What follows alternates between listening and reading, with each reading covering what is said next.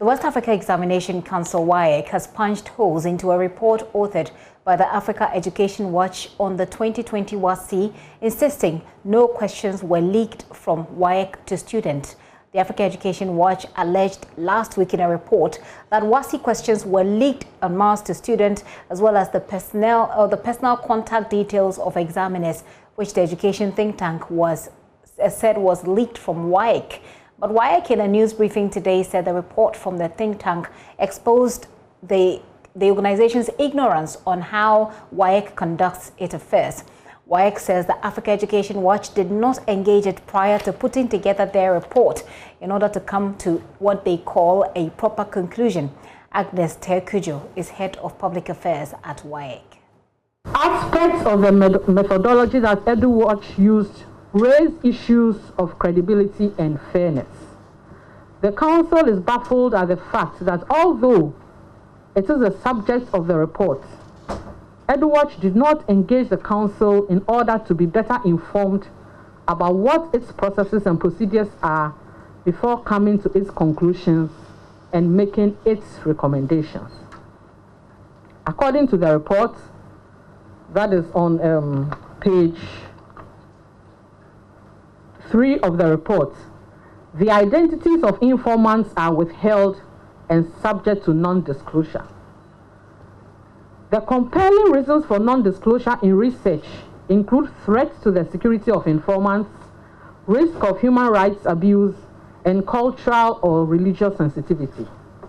And we ask ourselves, which of these is applicable in the instant case? Why would African Education Watch refuse to disclose the identity of informants and state in its report that the identities of informants are withheld and subject to non-disclosure? During last year's WAEC, there were no actual questions that were leaked. Agnes Tekujo there. On leakage of the personal contact details of examiners, WAEC insists that although the leak was unfortunate, it actually admits that there was a leak and says it was unfortunate. It also says that the WAEC had systems in place to ensure that it did not affect the outcome of the examination results. The Council, in its press release of August 19, 2020, acknowledged the unfortunate circulation of a yet-to-be-finalized version of an examiner's list for the WAEC School 2020 on social media. The said circulated list, unfortunate as it was, did not include the critical information regarding which script the examiners would be marking, etc. The Council indicated then that it had initiated investigations into the development and assured the public that steps incorporated in the marking exercises over the years ensured fairness. These steps, which were and have always been rigorously adhered to, are: 1. Swapping of scripts across regions. Scripts were swapped to ensure that scripts originating from a particular region and those from nearby or contiguous regions were not marked in that region. So if you attended a school in the Greater Accra region, your script is not marked here in Accra, neither is it marked at a region close to Accra. So that is the essence of swapping of scripts. WAEC also says it may consider taking legal action against Ghana and Africa Education Watch. To say that all options are on the table as far as how we are going to respond to Africa Education Watch going forward is concerned. So yes, all options are on the table. So all things are possible, including a legal suit. So these are things that management has to reflect on and then strategize regarding such a step. So don't be surprised if there is such a thing that comes up. But I can't tell you now, here and now, that tomorrow or the next day. So it's an option, I must say. Well, I'm joined on Zoom. That is the head of legal affairs for WAEC. That was Reverend Victor Broom that you heard there. Joining us on Zoom now is Executive Director for Africa Education Watch, Mr. Kofi Asare. Mr. Asare, thank you very much for your time once again. How does Africa Education Watch respond to the concerns that have been raised by WAEC about your report? I think WAEC, good afternoon to your cherished audience. WAEC has the right to respond to our report, and I respect their rights. We shared a copy of the report with WAEC on the 11th of June, 2021. And we asked WAEC for their inputs into the report 5 days before the launch. WAEC responded on that very day with a letter I'm holding here and raised three concerns.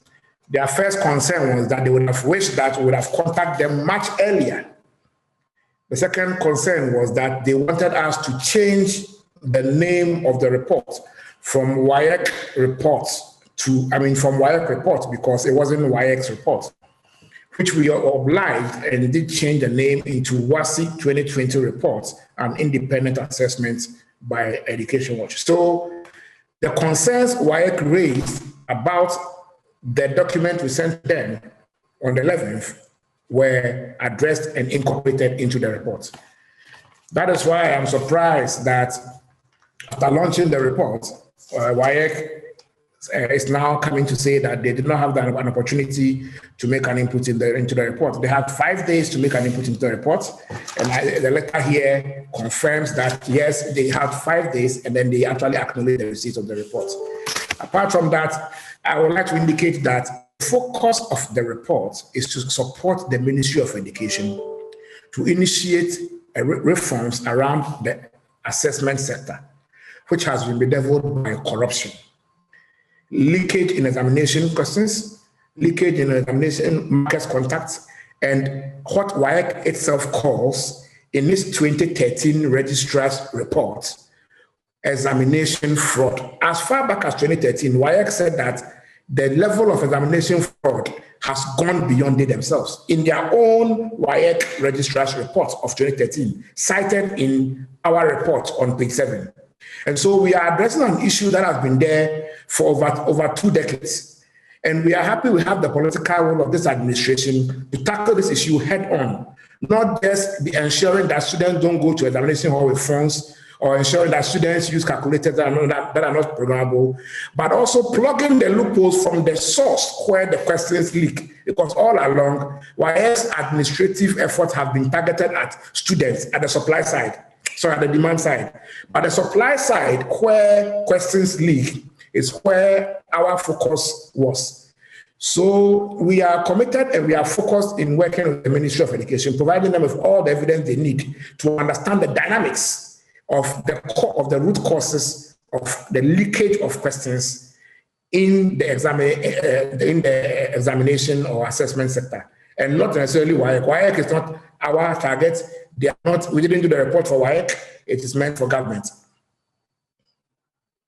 It's indicating that it says all options are on the table, and I'm sure the question was about whether or not they might want to take legal action. How does that strike you?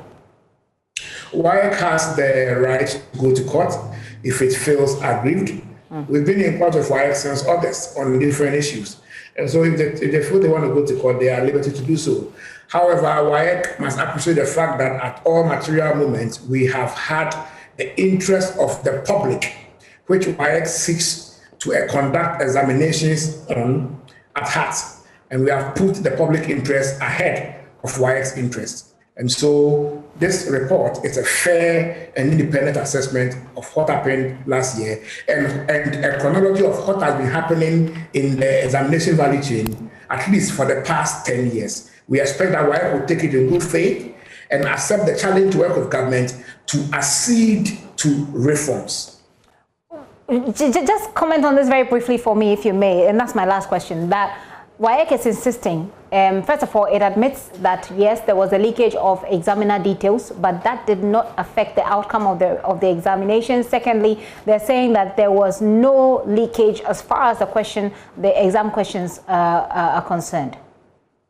No, that is not true. The second question. On the 19th of August, WAEC issued a release.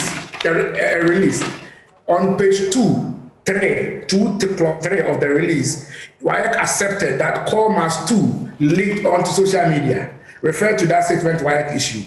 Second, WAEC has no scientific basis to gauge and predict and conclude that even though the contact details, the name, telephone numbers, addresses, subject areas, schools of the 1,520 examiners it used leaked, no one could have influenced, or the leakage may not have affected the outcome of the market. WAEC has no scientific basis to do that because WAEC itself says that its standards are the standards accepted by British examining bodies.